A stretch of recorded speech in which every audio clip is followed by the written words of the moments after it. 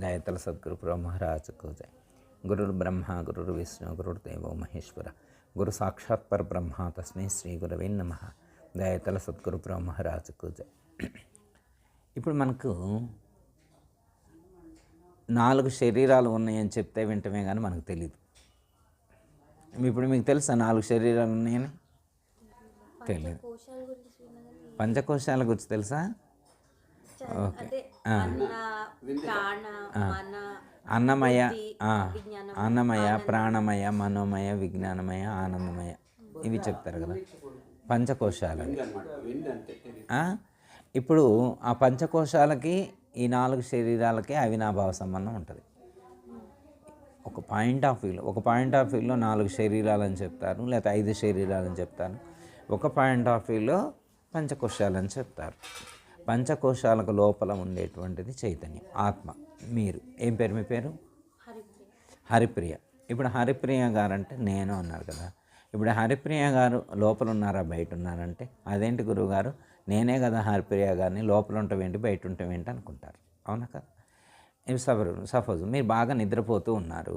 ఇప్పుడు హరిప్రియ గారు అని పిలిచానుకోండి, శరీరం చెవులు ఇక్కడే ఉన్నాయి కానీ వినపట్టలేదు. అవునా కదా? ఇక్కడే ఉన్నారు మీరు, ఇటు నుంచి ఇట్లా ఒక మంచి సాంబ్రాణి అగరబత్తి వెలిగించి తీసుకెళ్తున్నారు, ముక్కులు ఓపెన్గానే ఉన్నాయి కానీ మీరు గుర్తించట్లేదు. ఎందుకు అంటే హరిప్రియ గారు ఇప్పుడు ఉన్నారా లేనా లోపల? హరిప్రియ గారు అంటే మామూలుగా ఎక్కడున్నారు అంటే గాఢ నిద్రలో ఉన్నారు. హరిప్రియ గారు నిద్రలో ఉన్నారు, గాఢ నిద్రలో ఉన్నారు హరిప్రియ గారు. మరి ఇప్పుడు పై కనిపించేది ఎవరు? హరిప్రియ గారి శరీరం. హరిప్రియ గారి శరీరం వేరు, హరిప్రియ గారు వేరు. హరిప్రియ గారు లోపల ఒక్కో సందర్భంలో ఒక్కో విధంగా వ్యవహరిస్తారు. ఓకే.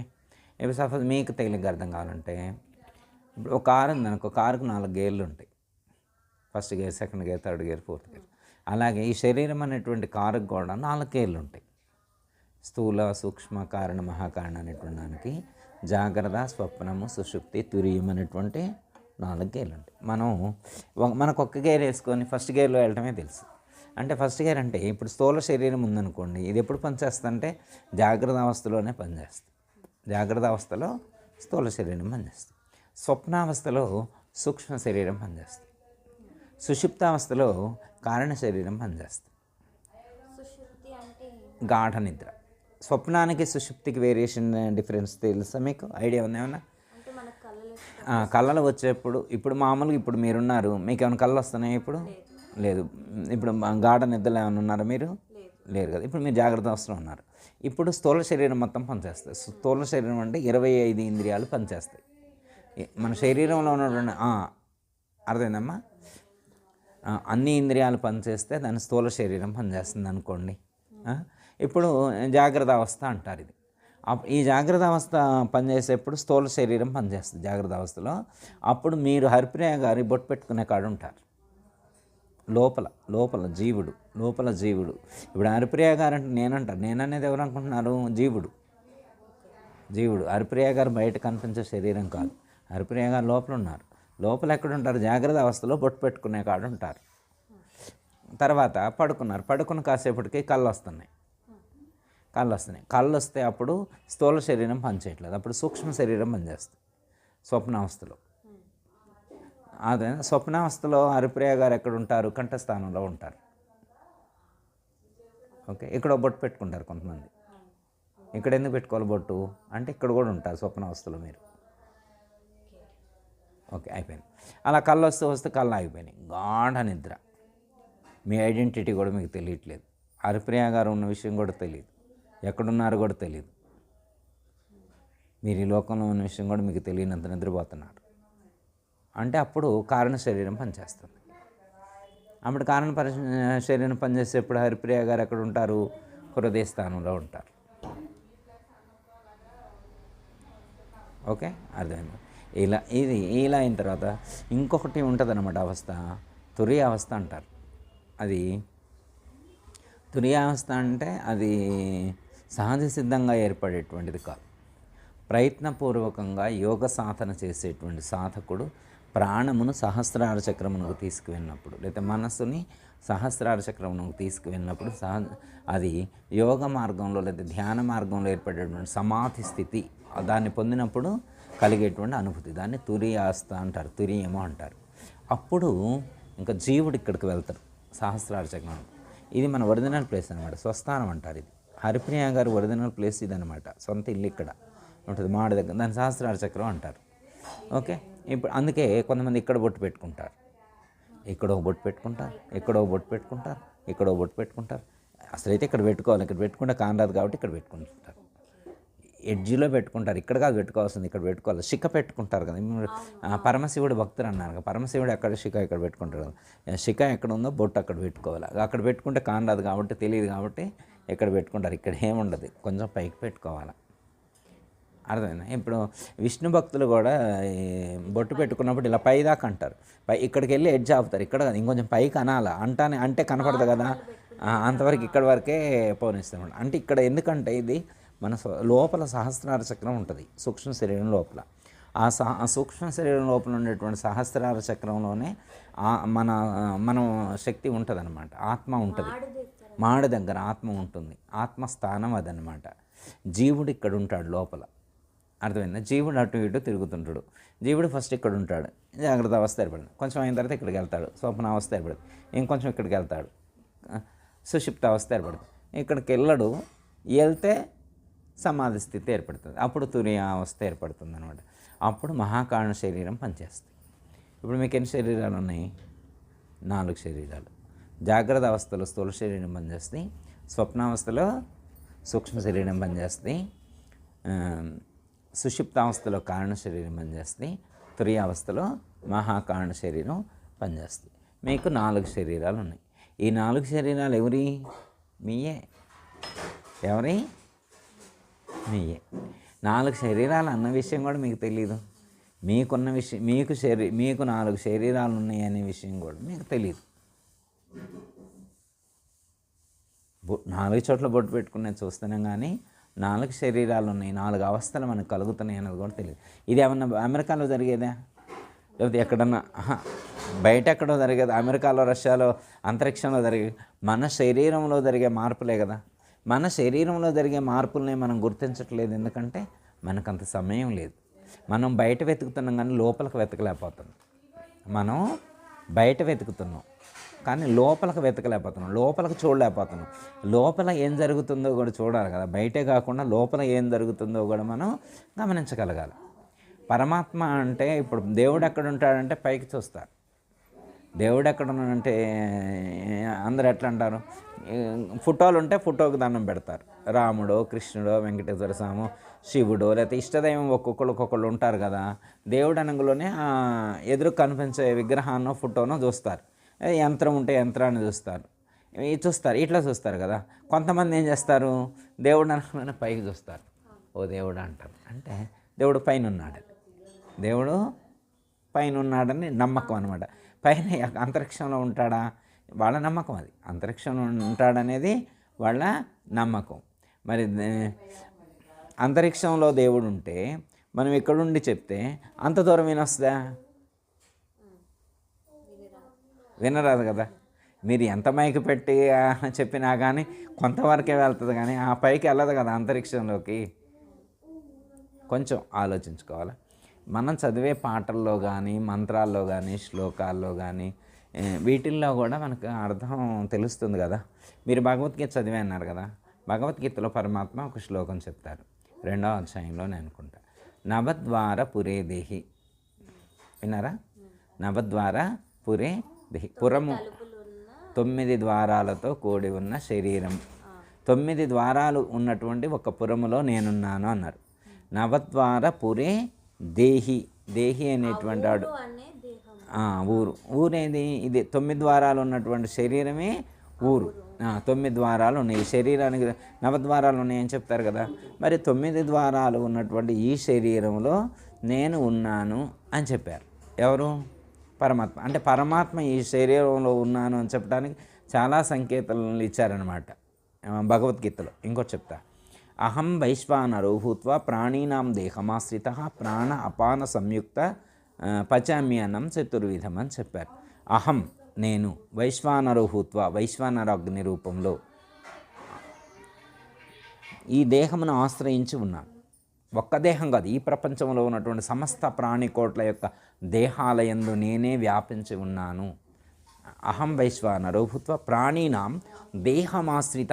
ప్రాణీనాం దేహం ఆశ్రిత అంటే ఈ ప్రాణులన్నిటి యొక్క దేహాలను నేను ఆశ్రయించి ఉన్నాను అంటే ఏమన్నారు? పరమాత్మ ఈ దేహంలో ఉన్నాను అన్నారు. మనం నమ్ముతామా? అన్ని దేహాల్లో ఉంటా అన్నారు. అంటే అన్ని దేహాల్లో ఉన్నప్పుడు మన దేహంలో ఉండొచ్చు ఉండకపోవచ్చు అనే అన్ని పరమాత్మ నార్మల్గా అంటాడా? పరమాత్మకు అంత అవసరం ఉందా? ఇప్పుడు మనం అంటే క్యాజువల్గా మాట్లాడదాం, టైం పాస్ కోసం మనం మాట్లాడతాం. ఇప్పుడు పరమాత్మ కూడా టైం పాస్ కోసం క్యాజువల్గా మాట్లాడతా? పరమాత్మ అలా అబద్ధం ఆడవలసినటువంటి అవసరం లేదుగా తల్లి. పరమాత్మకి ఏం అవసరం? వాటర్ ఉంటాం వేరు, ఓకే, అట్లా వేరు. అయితే ఇక్కడ పరమాత్మ చెప్పినటువంటి ఇండికేషన్ హింట్ ఇచ్చారు కదా. యంత్రారూఢాని మాయ హృద్దేశార్జున తిష్టతి. ఈ శరీరం అనేటువంటి యంత్రంలో హృదయ స్థానంలో ఉండి ఈ శరీరం అనేటువంటి యంత్రాన్ని నేనే పని చేయిస్తున్నాను అని చెప్పారు. అంటే ఏంటి అర్థం? ఉన్నాను అనే అర్థమే కదా. మీరు భగవద్గీత ఎన్ని అధ్యాయాలు చదివారు? మొత్తం చదివారా? 13వ అధ్యాయం పేరు తెలుసా మీకు? 12వ అధ్యాయం తెలుసా? 12వ అధ్యాయం పేరు భక్తి యోగం. 13వ భక్తి యోగం 13వ అధ్యాయం పేరు క్షేత్రజ్ఞ విభాగ యోగము. మీరు సంస్కృతి తెలుసుకున్నారు కదా. క్షేత్రజ్ఞ విభాగ యోగము అంటే క్షేత్రజ్ఞుణ్ణి విడదీయాలి. క్షేత్రజ్ఞుణ్ణి విడదీయాలి. ఎందుకు విడదీయాలి? వాళ్ళు క్షేత్రం అంటే శరీరం, క్షేత్రజ్ఞుడు అంటే పరమాత్మ లేదా ఆత్మస్వరూపం. ఇక్కడ పరమాత్మ, భగవద్గీతలో పరమాత్మ నేనే సమస్త ప్రాణుల్లో ఉన్నాను అంటే శ్రీకృష్ణ పరమాత్మ యొక్క బాడీ కాదు. చాలామంది అనుకుంటారు కృష్ణుడు సూక్ష్మ రూపంలో ఉంటాడేమో అనుకుంటారు, తెలియక. చాలామంది శ్రీకృష్ణ పరమాత్మ చిన్న చిన్న రూపాలతో ఉంటాడేమో అని అనుకుంటారు. కాదు, పరమాత్మ అంటే పరమాత్మ అంటే ఒక ఎనర్జీ. పరమాత్మ అంటే ఒక ఎనర్జీ, అంటే ఒక శక్తి లేదా ఒక చైతన్యం. అర్థమైందమ్మా? అత్యంత సూక్ష్మమైనటువంటి ఆ స్వరూపం ఏదైతే ఉన్నదో అది మన సమస్త ప్రాణులన్నిటిలో కూడా ఉన్నది.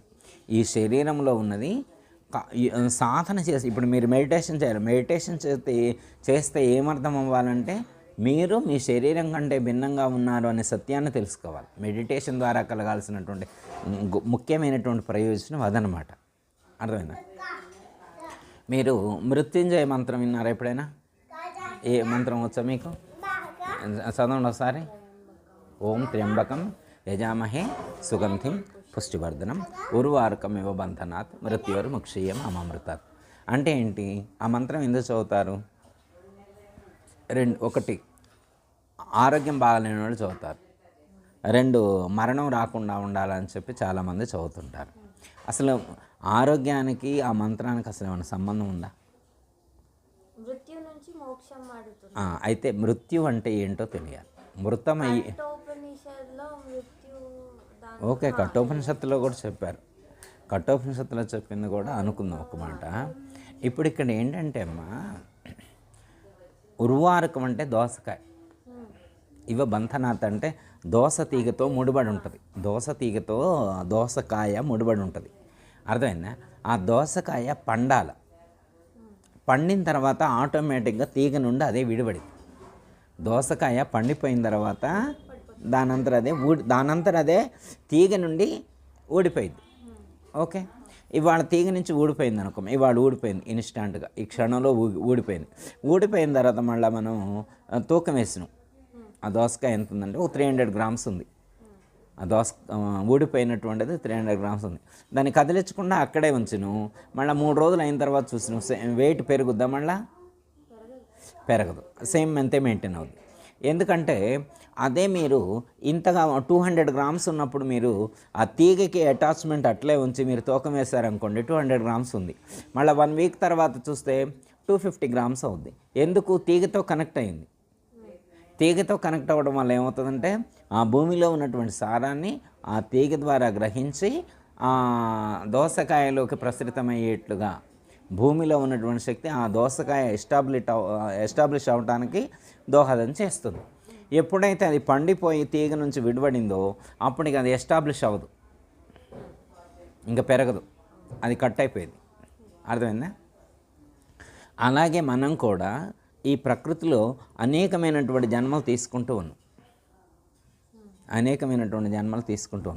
ఎప్పటి వరకు జన్మలు తీసుకుంటామంటే ఈ కర్మ అనేటువంటిది ఏదైతే ఉన్నదో దాంతో మనం కనెక్ట్ అయ్యి ఉన్నంత కాలం, ఈ దేహంతో కనెక్ట్ అయ్యి ఉన్నంత కాలం ఈ జన్మలు వస్తూనే ఉన్నాయి. అర్థమైందమ్మా? ఇప్పుడు భగవద్గీతలో శ్రీకృష్ణ పరమాత్మ చెప్పింది ఏంటంటే క్షేత్రాన్ని క్షేత్రజ్ఞుణ్ణి విడకొడితే ఇది ఎస్టాబ్లిష్ అవ్వదు. ఇక క్షేత్రజ్ఞుడు ఈ క్షేత్రం నుండి వేరుపడితే ఆ అమృతత్వంగానే ఉండిపోతాడు. మార్పు చెందేటువంటి మృత స్వరూపమైనటువంటి దేహంతో ఇంకా జన్మలు ఎత్తవలసినటువంటి అవసరం రాదు. ఓకే, అర్థమైందమ్మా? ఓకే.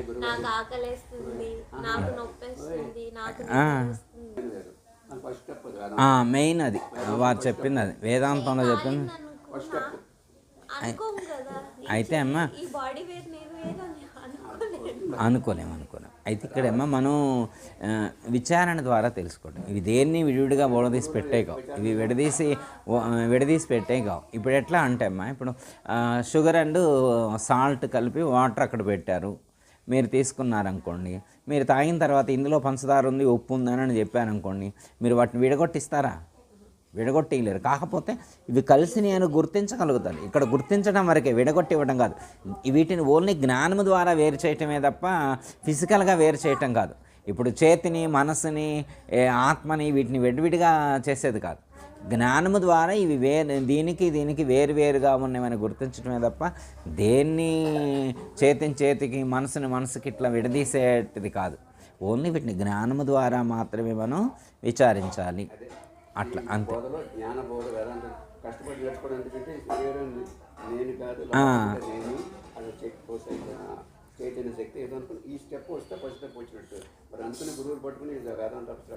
ఇక్కడ ఒకటి చెప్తాను మీకు అర్థం కావటానికి చెప్తాను అనమాట.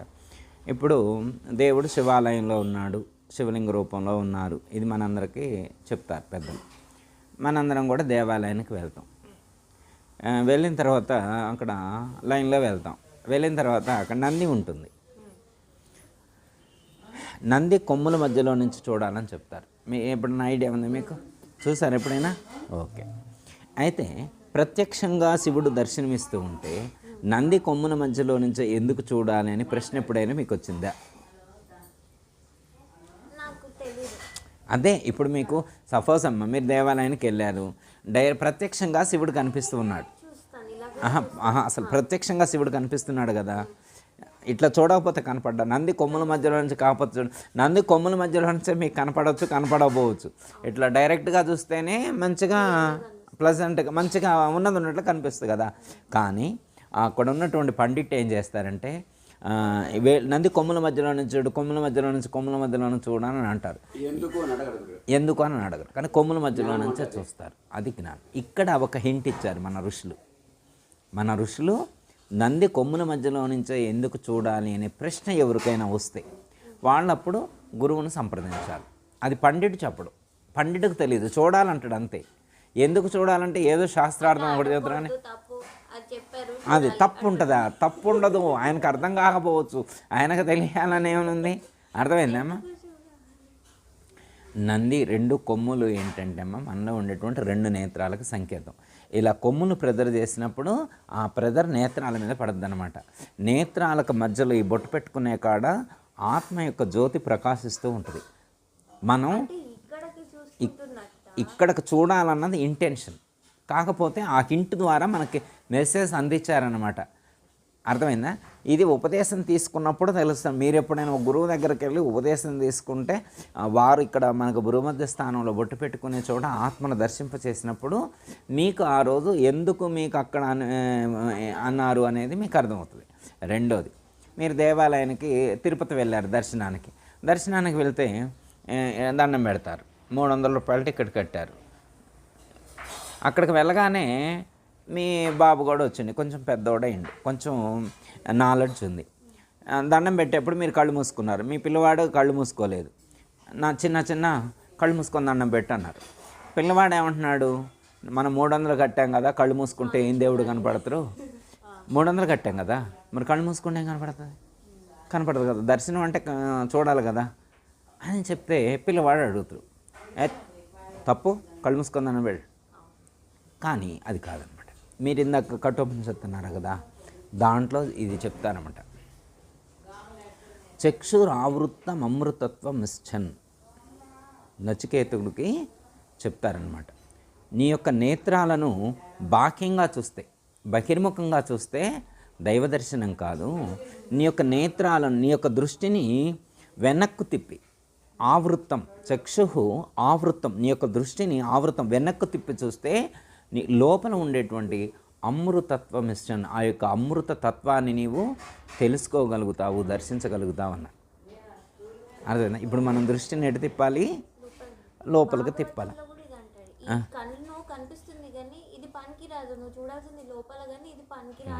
అయితే లోపలికి చూస్తే ఏం కనిపిస్తుంది, లోపల ఏముంటుందంటే లోపల పరమాత్మ యొక్క స్వరూపం ఉంటుంది, ఆత్మస్వరూపం ఉంటుంది. అర్థమైందా? ఇప్పుడు ఇందాక మీ హిరణ్మయ్య అని మీ పేరు హరిప్రియ. ఇప్పుడు హరిప్రియ గారు ఈ శరీరంలో ఎక్కడున్నారు అంటే తెలియదు అంటారు. ఒకవేళ గురుముఖత విచారిస్తే బొట్టు పెట్టుకునే కాడు ఉన్నారు అని చెప్తారు. లోపల ఎలా ఉన్నారు అంటే ఇలా నువ్వు వెళ్ళచ్చు.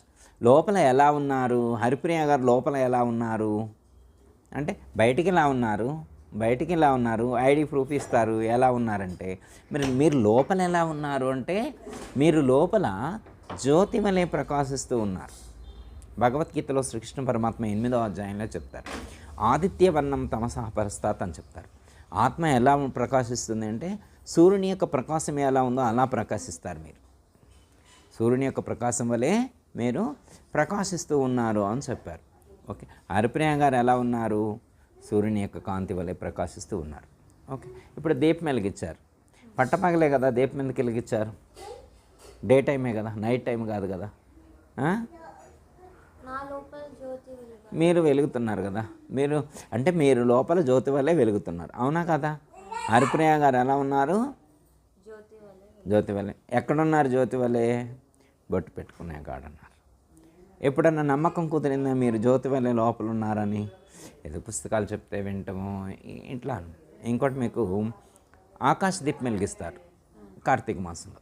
ఎప్పుడు ఆకాశ దీపం అంటే ఏంటి, దీపం ఎక్కడ వెలగాల, దీపం ఎక్కడ వెలుగుతుంది అంటే ఆకాశంలో వెలుగుతుంది అని చూపిస్తారు.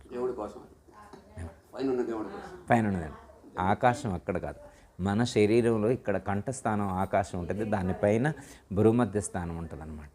ఆకాశాన్ని దాటి ఆ పైన ఉంటుంది అనమాట. అంటే ఇక్కడ బొట్టు పెట్టుకునే కాడ మన శరీరంలోనే వెలుగుతుంది అనేటువంటి దానికి సంకేతంగా అక్కడ చెప్తారు. ఆకాశ దీపం వెలిగిస్తారు. అక్కడ ఉన్నటువంటి ధ్వజస్తంభం మన శరీరంలో ఉన్నటువంటి వెన్నెముకకు సంకేతం. వెన్నెముకను ఆశ్రయించుకొని సుషుమ్నా నాడి ఉంటుంది. ఆ సుషుమ్నా నాడిని ఆశ్రయించి 7 చక్రాలు ఉంటాయి, సూక్ష్మ, వాటిని ఎనర్జీ పాయింట్స్ అంటారు, శక్తి కేంద్రాలు అంటారు. మూలాధార అవి ఎక్కడుంటాయో తెలుసా, సూక్ష్మ శరీరంలో ఉంటాయి, మన స్థూల శరీరంలో కాదు. మన స్థూల శరీరంలో అవి ఉండవు. మన యొక్క సూక్ష్మ శరీరంలో సుషుమ్నా నాడి ఉంటుంది. ఆ సుషుమ్నా నాడిని ఆశ్రయించుకొని 7 చక్రాలు ఉంటాయి. ఇడానాడి అంటే ఎడముక్కులో ఉంటుంది, పింగళనాడి అంటే కుడిముక్కులో ఉంటుంది, వెన్నెముక మధ్యలో సుషుమ్నా నాడి ఉంటుంది. మొత్తం 72,000 నాడులు. అందులో 10 ముఖ్యమని చెప్పారు, అందులో ఇవి 3 ముఖ్యమైనవి, ఇడ, పింగళ, సుషుమ్న. నాడి అంటే ప్రాణశక్తి ప్రసరితమయ్యేది అని అర్థం. నాడి అంటే ఏంటి, ప్రాణశక్తి ప్రసరితమయ్యేటువంటి దాన్ని. నరాలు వేరు, నరాల్లో రక్తం ప్రసరిస్తుంది, నరాల్లో ఏం ప్రసరితం అవుతుంది, బ్లడ్. నాడుల్లో ప్రాణము ప్రవహిస్తోంది. అర్థమైందా? ఎన్ని నాడులు ఉన్నాయి మనలో? 72,000 నాడుల్లో ప్రాణం ప్రవహిస్తోంది. నాడులు ఎలా ఉంటాయంటే స్థూలం నుంచి సూక్ష్మానికి, సూక్ష్మం నుంచి స్థూలానికి కనెక్ట్ అయ్యి ఉంటాయి. స్థూల శరీరంలో నుంచి సూక్ష్మ శరీరానికి, సూక్ష్మ శరీరంలో నుంచి స్థూల శరీరానికి కనెక్ట్ అయ్యి ఉంటాయి నాడులు. అర్థమైందా? ఇప్పుడు సపోజ్ ఉదాహరణకి మీరు కంటికి కనిపించని, మీ కంటికి ఎంఆర్ఐ స్కానింగ్కి కూడా కనిపించకుండా ఉంటే దాన్ని సూక్ష్మం అంటారు. అర్థమైందా? ఇప్పుడు సపోజ్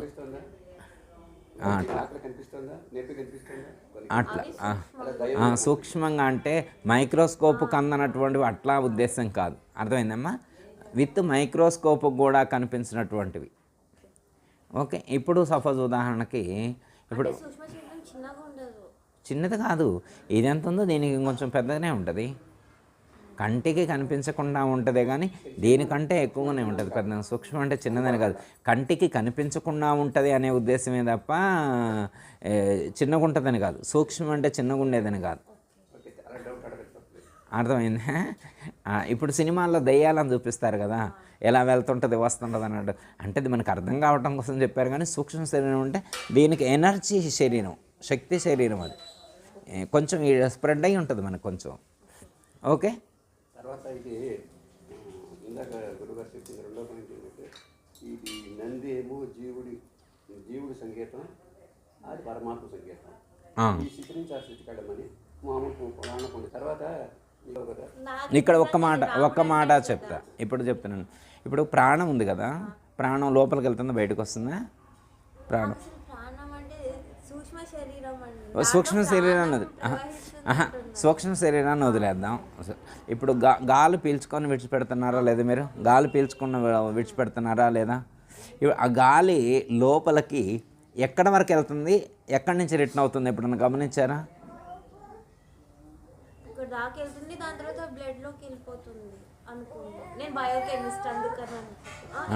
అంటే లంగ్స్లోకి వెళ్తుంది అనుకుంటున్నారు. వెళ్తుంది అంతే కదా మీకు? ఓకే. అయితే ప్రాణము మన లోపల ఉన్నటువంటి చైతన్యం దగ్గరికి వెళ్ళాలి, ఆత్మ దగ్గరికి తీసుకువెళ్ళాలి. ఈ జీవుడు ప్రాణమునందు ఉంటాడు, జీవుడు ప్రాణమునందు ఉంటాడు. ఈ జీవుణ్ణి సహస్రార చక్రంలోకి తీసుకువెళ్తే ఈ శరీరాన్ని ధరించినటువంటి లక్ష్యం పూర్తవుతుంది.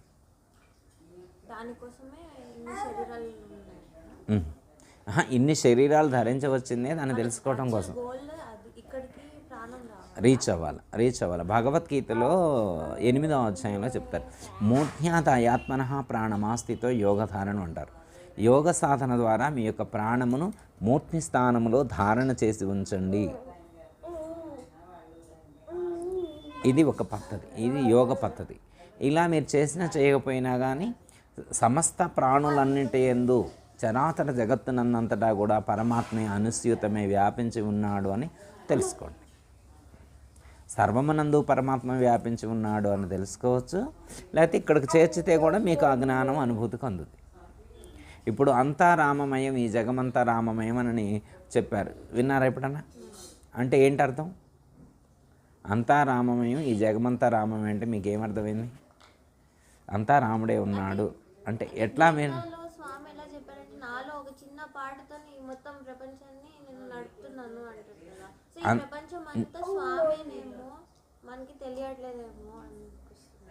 అంటే అంతా రామమయం, ఈ జగమంతా రామమయం అంటే వేరే వాళ్ళు చెప్పింది వదిలేద్దాం.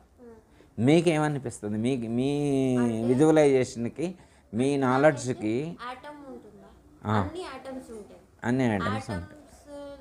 కన్నా లోపల కూడా అట్లా ఆటమ్ ఎలాగైతే అన్ని చోట్ల ఉందో దేవుడు అట్లున్నాడు, మొత్తం అంతా ఉన్నాడు అని అనుకుంటున్నాను. సపోజ్ ఇప్పుడు ఉదాహరణకి ఈ బాటిల్ ఆత్మ శ్రీరామదాస్ గారు చెప్పినటువంటి రామం అంటే ఇది రాముడు ఉన్నాడు, రాముడు స్వరూపమేనా? ఇది బాటిల్ రాముడు స్వరూపమేనా? బాటిల్ రాముడు స్వరూపమేనా ఆయన చెప్పిన పద్ధతిలో? వాటర్ కూడా ఆయన రాముడి స్వరూపమే. అందుకే బ్యాగ్ రాముడి స్వరూపమే ఆయన చెప్పినట్టు. ఓకే. ఈ సోఫా రాముడి స్వరూపమే కదా, మ్యాట్ రాముడి స్వరూపమే కదా, ఫ్యాన్ రాముడి స్వరూపమే కదా ఆయన చెప్పినట్టు. చైర్ రాముడి స్వరూపమే కదా, సుబ్రహ్మణ్యం గారు రాముడి స్వరూపమే కదా, అమ్మగారు కూడా రాముడి స్వరూపమే కదా. ఈ డోర్ కూడా రాముడి స్వరూపమే కదా, గ్లాస్ కూడా రాముడి స్వరూపమే కదా. మరి రాముడి స్వరూపం అని ఆయన చెబితే మనకి వస్తువులాగానే కనపడుతున్నాయి, ఆయనకి ఎందుకు అట్లా కనిపించింది? మనకి ఇవన్నీ వస్తువులాగా కనపడుతున్నాయి, బ్యాగ్ లాగా, గ్లాస్ లాగా, సోఫా లాగా, ఇట్లా మనకి ఇట్లా విడివిడిగా కనిపిస్తున్నాయి, మనకి విడివిడిగా కనిపిస్తున్నాయి. కానీ ఆయనకి మొత్తం నాకు అన్నిట్లో రాముడే కనపడుతున్నాడు మా కనుడు. మరి ఆయనకు అన్నిట్లో రాముడు కనపడితే మనకెందుకు కనపడలే అంటే ఆయన పొరపాటు పడి ఉంటాడా, మనం చూడలేకపోతున్నామా? ఇక్కడ అదే కదా మనం ఆలోచన. ఒకటి పడితే ఆయన పొరపాటు పడి ఉండాలి, ఎందుకంటే మనందరికి కనపట్టలేదు కదా. మనందరికి బాటిల్ లాగా, బ్యాగ్ లాగా, సోఫాలాగా కనపడుతుందంటే ఆయనకి డిఫరెన్స్ ఏదో ఉంటుంది, ఏదో డిఫరెన్స్ ఉంటుంది. ఇప్పుడు ఈ ప్రపంచంలో ఉన్నటువంటి కొన్ని వందల మందికి వస్తువులాగానే కనపడుతుంటే ఆయనకొక్కడికే ఏంటి ఇలా రాముడిలా కనపడటం అంటే ఇప్పుడు తప్పు ఆయనంటారా మందంటారా? ఆయనకైనా కానీ రాంగ్ నాలెడ్జ్ స్ప్రెడ్ అయ్యి ఉండొచ్చు అంటారా? సరే, ఆయనకు మైండ్ పని చేయట్లేదు అంటారు. సరే, ఓకే, ఆయనకి లోకంలో ఉన్నటువంటి వాళ్ళందరూ ఆయనకు మైండ్ పని చేయట్లేదని అని అనొచ్చు. ఒక యోగి అయినటువంటి వాడు కానీ, ఒక జ్ఞాని అయినటువంటి వాడు శ్రీరామదాస్ చెప్పినటువంటి నాలెడ్జ్ని రైట్ అంటారా, రాంగ్ అంటారా? రైట్ అంటారు. ఇప్పుడు మనం ఏది యాక్సెప్ట్ చేయాలా? ఓకే, రామదాస్ చెప్పింది కూడా ఓకే అన్నాం. మరి ఓకే అంటే మన కుర్చీలానే కనబడుతుంది.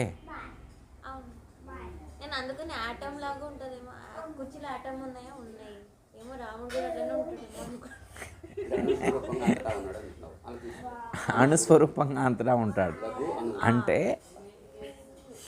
అంటే దృక్కోణం, మనం చూసేటువంటి పాయింట్ ఆఫ్ వ్యూ, మనం భౌతికాన్ని భౌతికంగానే చూస్తున్నాం. ఆ భౌతికం వెనకాతల ఉండేటువంటి ఆ సూక్ష్మమైనటువంటి ఆ ఆత్మతత్వాన్ని, ఆ రామతత్వాన్ని అతను దర్శించాడు. రాముడు అంటే దశరథుడు గర్భాన జన్మించినటువంటి పాంచభౌతికమైనటువంటి శరీరం కాదు. ఇప్పుడు శ్రీకృష్ణుడు అంటే దేవకీ వసుదేవుల గర్భమునందు జన్మించినటువంటి శరీరం కాదు. పాంచభౌతికమైనటువంటి శరీరం ఎప్పుడైనా నశించిపోయింది. జాతస్య హి ధ్రువో మృత్యు ధ్రువం జన్మ మృతస్య. శ్రీకృష్ణ పరమాత్మే చెప్పాడు, ఎవరి శరీరమైనా నశించిపోయిద్దని చెప్పారు. ఈవెన్ రాముడి శరీరం ఇప్పుడు ఉంది. రాముడి శరీరం ఉందా ఇప్పుడు? కృష్ణుడి శరీరం ఉందా? మన శరీరం ఉంటుందా? మన శరీరాల కంటే వారి శరీరం కూడా ప్రత్యేకత ఏం కాదు. కాకపోతే వారి శరీరం కొంచెం దివ్యమైనటువంటి శక్తులు, మహిమలు కలిగి ఉంటుంది. డిఫరెంట్ కొంచెం ఉంటుంది. మన శరీరానికి అవి ఉండకపోవచ్చు. జన్మ కర్మచమే దివ్యం ఏమం యో వేత్తి తత్వతః అని చెప్పి 4వ అధ్యాయంలో చెప్తారు. మన శరీరాలకు పరమాత్మ యొక్క శరీరానికి ఉండే డిఫరెన్స్ ఏంటంటే అది దివ్యమైనటువంటిది. ఆ యొక్క జన్మ కానీ, ఆ శరీరం ద్వారా చేయబడేటువంటి కర్మలు కానీ అవి దివ్యమైనటువంటివి.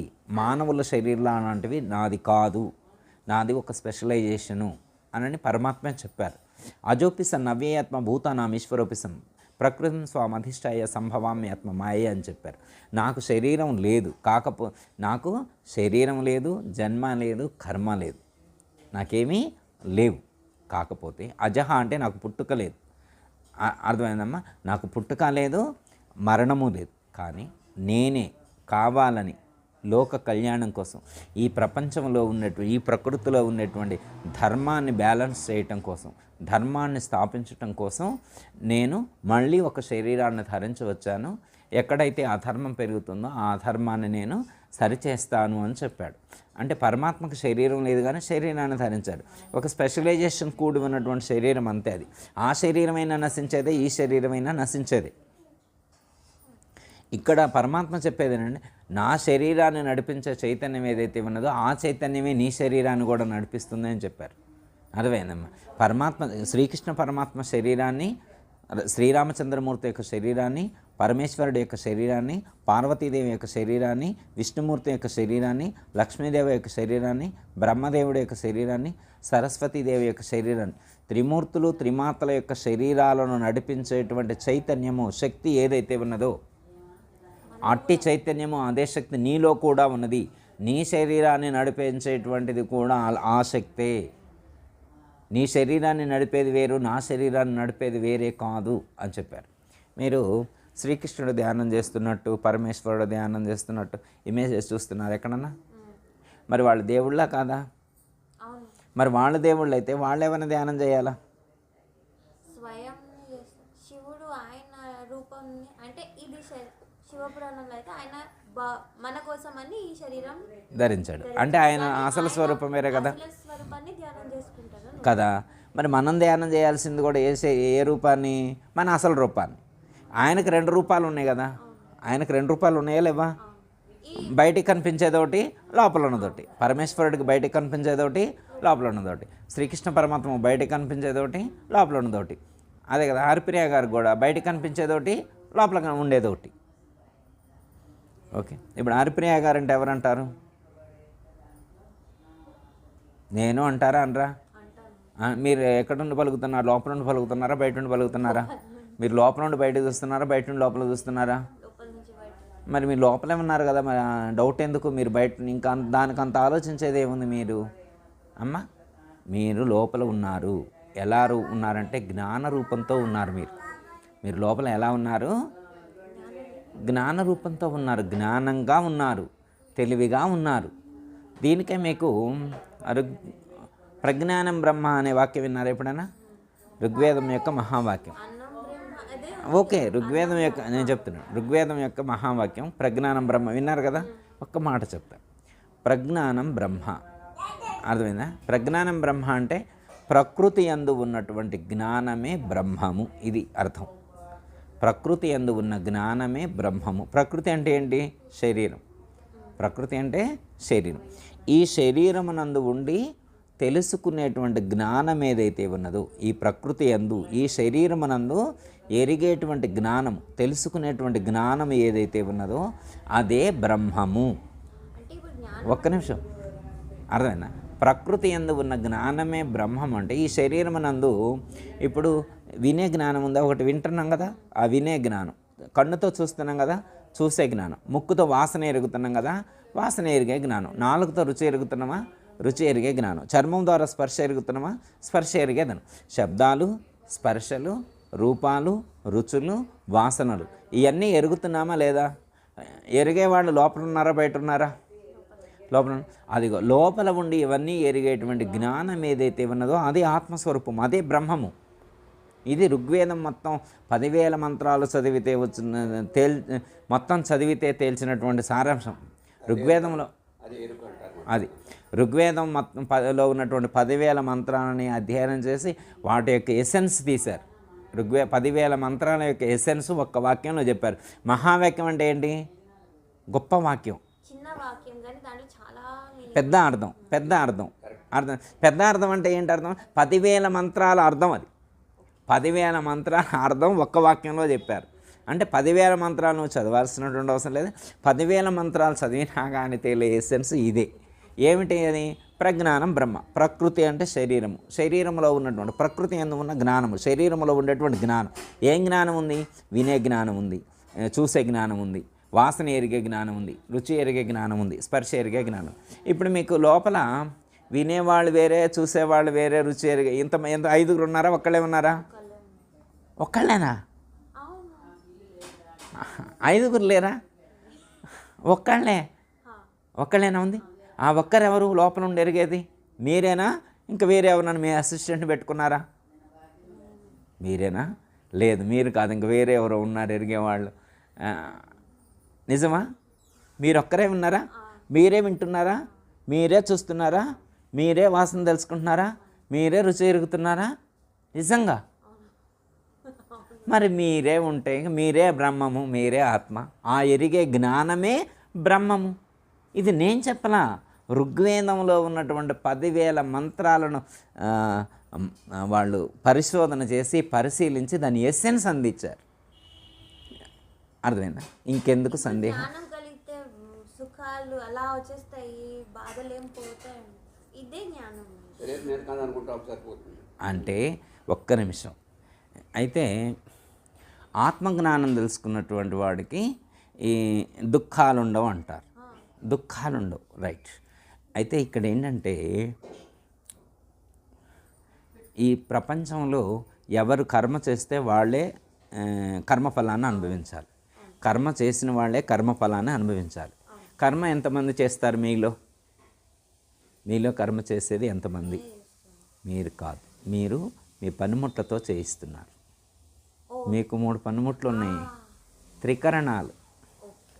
మీరు ఎలాగైతే సారథి రథం నడుపుతాడు అలాగా ఆ కాన్సెప్ట్ అంటున్నాను. ఇవన్నీ నా కోసం పనిచేసేవి ఇన్స్ట్రుమెంట్స్, పరికరాలు అవి. వాటితో మీకేం పని? మీరు లోపల కదా ఉంది. అర్థమైందా? వేస్తుంది కదా, బాధ వేస్తుంది, నొప్పి వస్తుంది, వస్తుంది. దీనికి కూడా మనకి చెప్పారనమాట. మరి ఇంత జ్ఞానం తెలుసుకున్న తర్వాత మరి కర్మ చేసిన వాళ్ళు అనుభవిస్తారంటే, ఇప్పుడు జ్ఞానం తెలుసుకుంటే దుఃఖాలు ఉండవు, కర్మ ఉండదు, కష్టం ఉండదు అని అన్నారు కదా, అది రాంగ్ అవుతుంది కదా. అయితే కర్మ ఎప్పుడు ఉంటుందంటే, మీ లోపల ఉన్న మీరున్నారు కదా, ఇవన్నీ చేసేది ఎవరు? మీరు కదా. మీరు ఈ శరీరంతో అటాచ్మెంట్ పెట్టుకొని ఉన్నంతకాలం దుఃఖం కలుగుతూనే ఉంటుంది. మీరు శరీరంతో అటాచ్మెంట్ పెట్టుకొని ఉన్నంతకాలం దుఃఖం కలుగుతుంది. దీనికి ఇప్పుడు క్షేత్రాన్ని క్షేత్రజ్ఞుని విభజించమన్నారు భగవద్గీతలో. క్షేత్రాన్ని ఎందుకు చెప్పారు విడగొట్టమని? ఇప్పుడు నేను కారు ఒక్క నిమిషం చదువుతున్నాను, ఒక్క నిమిషం. ఓకే, కారు నా బాడీ అనుకున్నాము, నేను క్షేత్రజ్ఞుడు అనుకున్నాము, డ్రైవ్ చేస్తున్నాను. కానీ ఆ కారు ఈ కార్కి కొడితే నాకు తగలదు, కానీ దీనికి కొడితే నాకు తగులుతుంది. అయితే ఇప్పుడు ఏంటంటే, మీరు లోపల ఉన్నారు కదా, కారు లోపల ఉన్నారు కదా, మీరు కూడా శరీరం లోపల ఉన్నారు కదా. అయితే స్థూల శరీరంలో ఉంటే మీకు దెబ్బ తాకుద్ది. మీకు ఎన్ని శరీరాలు? అక్కడ ఒకటే కారు. ఇక్కడ ఎన్ని శరీరాలు ఉన్నాయి? మీకు 4 శరీరాలు ఉన్నాయి. ఎన్ని శరీరాలు? 4 శరీరాలు. మీరు ఒక్కో శరీరాన్ని లోపలికి చొచ్చుకొని ఇంకా సెక్యూరిటీ జోన్లోకి వెళ్తే, ఇంకా సేఫ్టీ జోన్లోకి వెళ్తే, అర్థమైందమ్మా, ఈ భౌతికమైనటువంటి దుఃఖాలు కానీ భౌతికమైనటువంటి బాధలు కానీ మీ శరీరాన్ని తాకినా కానీ మీ దాకా రీచ్ అవ్వవు. ఎందుకంటే మీరు దీంతో కనెక్షన్. ఒక్క నిమిషం, ఇది వేరే. చెప్తా. ఇప్పుడు రమణ మహర్షి ఉన్నారు. రమణ మహర్షికి సర్జరీ చేయాల్సి వచ్చింది. సర్జరీ చేయాల్సి వస్తే మామూలుగా సెడేషన్ ఇస్తా అన్నారు. ఎనస్థీషియా అంటే ఆయన ఏమన్నాడు తెలుసా? నేను ఎప్పుడు మత్తులోనే ఉంటాను, నాకు అవసరం లేదన్నాడు. మీరేమి డ్రగ్స్ తీసుకుంటానని కాదు, నేను వేరే మత్తులో ఉంటా అన్నారు. సరే అన్నారు. ఆయన ఏం చేసిండు? అలా పడుకున్నాడు. శరీరాన్ని అలా దీన్ని తిప్పాలన్నాడు, దీన్ని పడుకోబెట్టాలన్నాడు, పడుకోబెట్టాలన్నాడు. ఇటు తిప్పిండు. ఆయన ఏమంటాడు? ఆయన లాంగ్వేజ్ డిఫరెంట్గా ఉంటుంది. దీన్ని అంటే ఆయన దీనికి వేరుగా ఉన్నాడు. ఇప్పుడు ఈ బాటిల్ని పడుకోబెట్టండి, ఇట్లా పడుకోబెట్టినట్టుగా శరీరాన్ని తిప్పాలన్నాడు. ఆయన లోపల ఇక్కడ పైన సహస్రార చక్రం అని చెప్పే కదా, అక్కడికి వెళ్ళి ఉన్నాడు. అర్థమైందా? లోపల ఉన్న ఈ జీవుడు ఉన్నాడు కదా, ఇప్పుడు ఆత్మ అన్నారు కదా, లేకపోతే హరిప్రియ గారు అన్నారు కదా, ఆ ఆత్మ అనేటువంటి దాన్ని యోగ సాధన ద్వారా సహస్రార చక్రానికి తీసుకువెళితే దేహానికి జరిగేటువంటిది ఏది కూడా తెలియదు. దీన్ని కోసినా తెలియదు. ఎట్లా ఎనస్థీషియా కానీ ఆపరేషన్ చేసిన ఎనస్థీషియా ఇస్తారు. మరి ఎవరికి దెబ్బ నీకు వస్తుంది, శరీరానికి రావట్లేదు, నీకు రావట్లేదు. ఓకే, ఇప్పుడు సర్జరీ చేస్తారు బాడీకి. మీ బాడీకి సర్జరీ చేసినప్పుడు మీకు తెలియట్లేదు, సర్జరీ జరుగుతుంది కానీ నొప్పి తెలియట్లేదు. ఎందుకు జరగట్లేదు? మీ మనసు శరీరంతో కనెక్ట్ అయ్యలేదు. మీ మనసు మీ ఫిజికల్ బాడీతో కనెక్ట్ అయ్యలేదు. అందుకే మీకు కోసినా కానీ మీకు నొప్పి తెలియట్లేదు. అలాగే ఇప్పుడు రమణ మహర్షి ఏం చేసిందంటే, ఫిజికల్ భౌతికంగా ఎనస్థీషియా ఇవ్వకుండా ఆధ్యాత్మికపరమైనటువంటి సాధన ద్వారా అసలు మనసుకు శరీరానికి కనెక్షన్ కట్ చేసిండు. ఆ టెక్నిక్ యోగాలో ఉంది. మీరు ఈ శరీరంతో సంబంధం లేకుండా ఉండేటువంటి సాధనం ఉంది, శరీరానికి అతీతంగా జీవించేటువంటి. ఇప్పుడు క్షేత్రాన్ని క్షేత్రజ్ఞాన్ని విడగొట్టడం అంటే అదే. భగవద్గీతలో శ్రీకృష్ణ పరమాత్మ చెప్పినటువంటి క్షేత్రాన్ని క్షేత్రజ్ఞాన్ని విడగొట్టడం కానీ, ఈ మృత్యుంజయ మంత్రంలో దోస తీగ నుండి దోసకాయను వేరు చేయటం కానీ, దోస తీగ నుండి దోసకాయను వేరు చేయమన్నాడు. ఉర్వారకం వివందనాథ్ అని అన్నాడు కదా. దోస తీగ నుంచి దోసకాయను ఊడదీస్తే ఏముంది? ఏం లేదు. అందరికీ జై గురు. మరిన్ని ఆధ్యాత్మిక రహస్యాల కోసం అచల బోధ, ఆత్మబోధ, భగవద్గీత, అలాగే పండుగల్లో దాగిన అర్థాలు, అంతరార్థాల కోసం మరియు యోగము, ధ్యానము మొదలైన అనేక ఆధ్యాత్మిక తెలుగు ప్రవచనాల కోసం క్రింద ఉన్నటువంటి రెడ్ కలర్ సబ్స్క్రైబ్ బటన్ను క్లిక్ చేయండి. అలాగే ప్రక్కనే ఉన్నటువంటి గంట సింబల్ను నొక్కండి.